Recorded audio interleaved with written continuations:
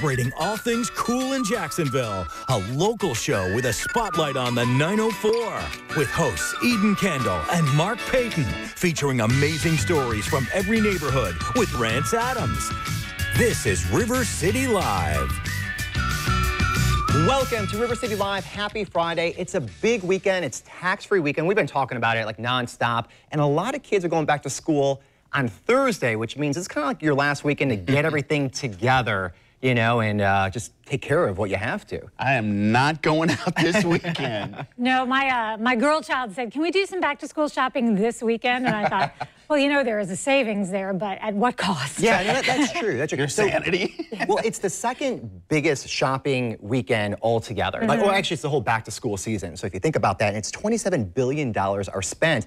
And really, you don't have to be going back to school or have kids to take advantage, you know, of some of these deals. And I know this time around, electronics are a part of it. So that's something to take advantage of. And really, there's a lot of things kind of grouped into the whole back-to-school shopping, even if it's not back to school. I've learned a little bit because we were talking that there's actually a limit like on clothing. So like if you want to go out and get your Hugo Boss suit and try to get cool, you can't do that. Yeah, I think the article can't be more than 60. It is, yeah. So it's on clothing, it's $60. Shoes, it's $60 per pair of school supplies. It's $15 each, so it's itemized. And then for computers, $750. So I can't go out and get those LeVar Ball basketball suits. Yeah, and you're gonna have $400. You're gonna have to put the Hugo Boss suit on the side for maybe another year, right? Oh, that was gonna be on layaway for a long time anyway.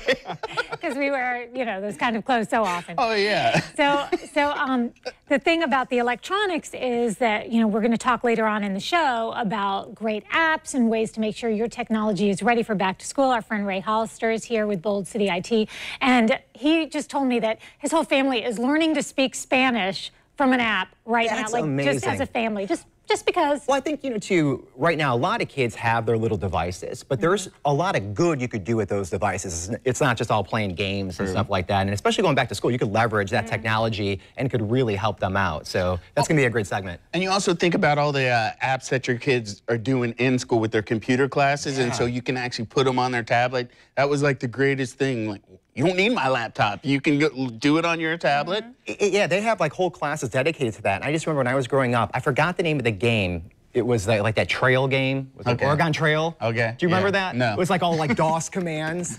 Oh, I do remember those. You had a green screen. That was horrible, yeah. Back in the day. That's about as good as they got, right? There was one that my kids did when they were learning Reader Rabbit. No, that was we too missed early that for your one. kids? Reader Rabbit, I think that was the one that, as I was watching Shark Tank, that was one of the ones that made one of the guys super rich. Oh, nice. I had no idea about that, but anyway, so yeah, he was behind that.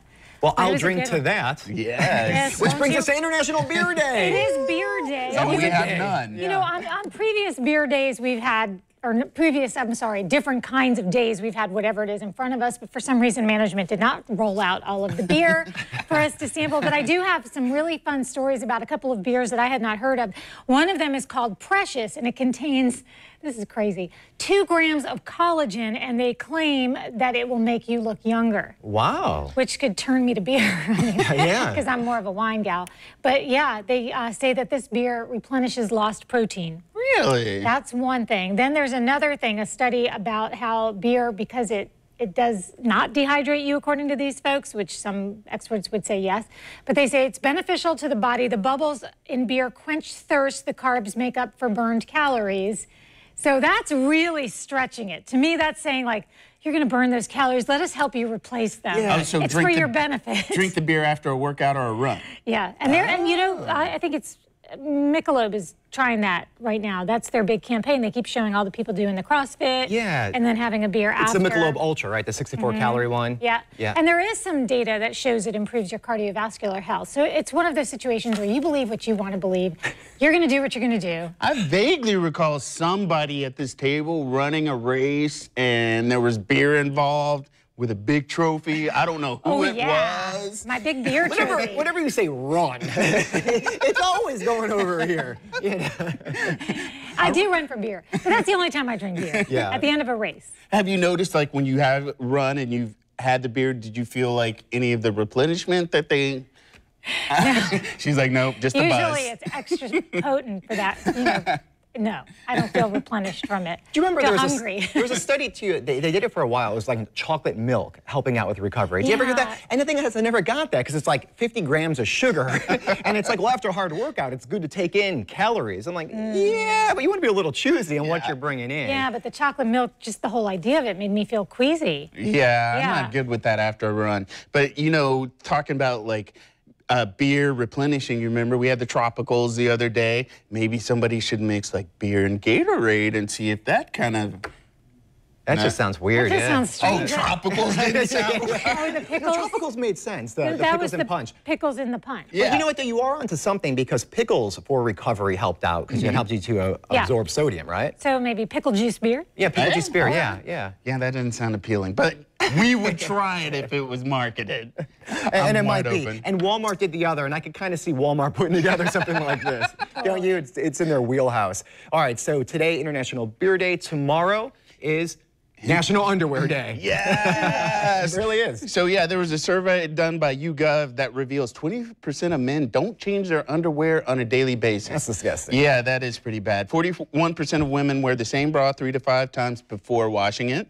And a survey by Giacomo reveals that the average man's underwear is 4 years old. Not if you're married. No, you're right. Yeah. We're not letting that happen. No, I never was the one that had the holy. You'd had some friends like, dude, you might want to change that, but you know.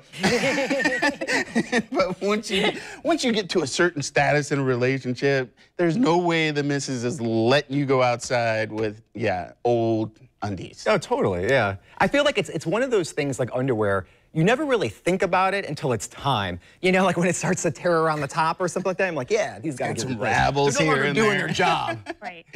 And then also on that underwear thing, I totally lost my train of thought. Wow, that didn't take much. I get you. You're thinking about underwear. Your mind goes to other places. Wow, We've wow, all wow. been I there. was about to chime in on the bra thing, if you want to know. Oh, sure. Yeah, do we? Absolutely several wears before you wash them. Those things can lose their elasticity. You're not even supposed to put them in the washing machine. They're so expensive, Exactly, too. that's my point. Yeah, exactly. point. Yeah, whenever the wife goes bra shopping, I'm like, what? Yeah. What do these do? And it's not even for us. Yeah.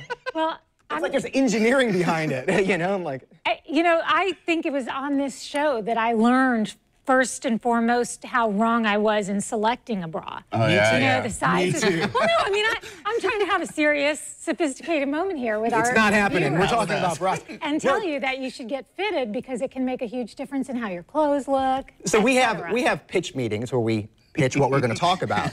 And this is when Elizabeth was on the show, and you guys were talking about doing a segment on bra shopping, and Rance and her like, can Cameras? We yeah, got yeah, you? yeah, yeah. Do you guys need Did you backup find help it with this? after you got the new fittings? Do you feel like? Yeah, they're and- way better. And what about confidence? Because I heard that was also another aspect of like the bras and all that. Because you feel more confident if it fits correctly, that kind of thing. I'm curious. These are, I'm glad you're so curious. And Eden, you're the only one at the table that wears a bra, so we have to ask you this while we have you here. I will tell you that a correct fitting bra, I mean, I'm not here with the National Bra Association of Fitters or anything. I don't have That would be me. I don't have a dog in the fight. But if you know, there's nothing wrong with maybe going and picking up some, bras at some discount stores. I'm not saying you should never do that. But if you've never been measured, because I was all wrong. I had no idea the size I was. And we're not going to go into what it was. Well, now we have to. Because it's not your business. well, getting fitted, does the bra more expensive? Well, okay, so if you buy it from Dillard's, it's going to cost more than Target. Okay. Yeah, and within the walls of Dillard's, you're going to have every range, sure. Yeah, but you should get... Inquiring minds want to know. Very interesting stuff. You never know where this show's going to go, and we never know where we're going to go with this. All right, so we started out, we were talking about, back to school shopping, and then I know a lot of parents at home, they're starting to get like on edge. And a good escape often is wine. Did you guys know that? Huh? A lot of parents that go to wine. Somebody did know that. I did know. So we found this article, and it was by the American Chemical Society. And they really broke down fact or fiction on different things with wine. Because there's a lot of, I don't know if it's just like habits that people have with it, and you kind of wonder, is there really anything to that? Well, we're going to break these down, okay? So the first one is the shape of the glass. Does it affect wine and the taste. And it absolutely does. It helps you to get the sense into your nose, and that will help your whole experience when you drink wine. So is that why red is in the wide glass and white is usually in the more narrow? Yes, it is. There's more aroma in red, and it's going to help you to get that. Okay. Also, more air will get into the wider one, and that helps out with the red, because the red is richer. So there you go. So that's one of those things that it's not just for show. There's actually something to it, and this is science. Another one is swirling and slurping your wine. You ever see that? Someone gets it, and they swirl it around, and you're like, this guy over here, trying to act like, or they'll slurp it. Right. Well, that actually helps too, because you're getting oxygen into everything. It's breaking up the chemicals, and that's going to help out with the flavor. So, is this like going into that with letting it breathe?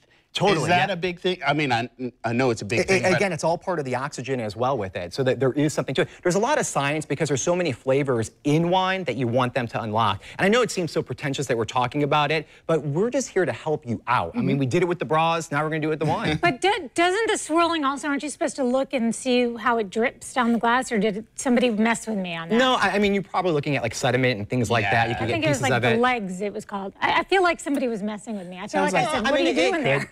Sounds like we need a wine tasting. Either that or it was some person that was doing it and then they felt stupid and Well, like, that's oh, what I see what I'm mean. doing. I Yeah. asked, what are you doing that for? Oh, see how it's dripping down the side of the glass? Yeah, that's a good thing. Right. That means it's good wine. But as far as getting the oxygen flow in there, that's what the swirling's helping out with the flavor. The other one is pairing. And you always hear like red you pair with red meat, and then white, usually something lighter, like a chicken or something like that. Fish. And according to this, that's not really true. What you want to pair it closer to are the sauces of the different meat, the different fish, maybe the salad dressing, and basically it comes down to preference. So don't worry about being typecast into that. Go with what you want. Go with what's left from last week's party.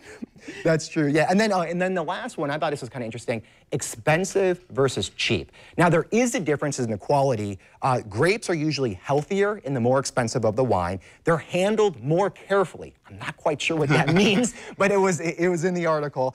They're usually aged in higher quality barrels, and those barrels help, obviously, with the flavor. But then again, you know, it does come down to your preference. So your palate might just like cheaper wine, but they're saying there is a difference. So if you do have a refined palate, you will taste it. I do not. Yeah, I don't I have either. opinions on this. Oh, Oh, go ahead. You lead with the expensive wine, and then you follow it up with the cheaper and cheaper and cheaper. I'm with Because you. people don't notice. That's a good the end. process. I Going like back to the first day of school, there's been a run of wine at the stores lately. Yeah. 'Cause, celebratory. Get out of the house. Oh, yeah. Is Well, that no, tax for this weekend? Well, I don't think so. But the Cigo went out and she's just like, well, this wine is gone and this wine is gone. I'm like, the moms, stay-at-home moms are preparing for the first day of school. Yeah, Totally. totally. And, Countdown. and I'm dating myself, but do you remember I Love Lucy, that episode where her and Ethel like did the grape stomping? I do. Yeah. And nowadays I'm like, I don't think I would like that wine. Oh, yeah. No. No. Good wine. Now, Rance, you're a Renaissance guy. Yeah.